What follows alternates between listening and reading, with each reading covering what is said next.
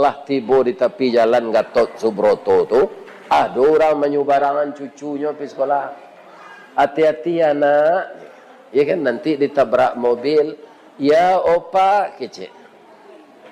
Atau tak tahu orang mahnya tu nyo bahasa Indonesia. Ya kan? Baik lalu becak, nyo antak orang. Kecil apa nama bahasa Indonesia tadi? Matiang kena lanciang je. Mandanga lanci ko piaman macam nak kecil timo. Ya kan? Ambo dah ke lima aja mujiat budiak je. Awak kau taji je. Kemudian aja. Ndak ambo orang Bukit Tinggi pak.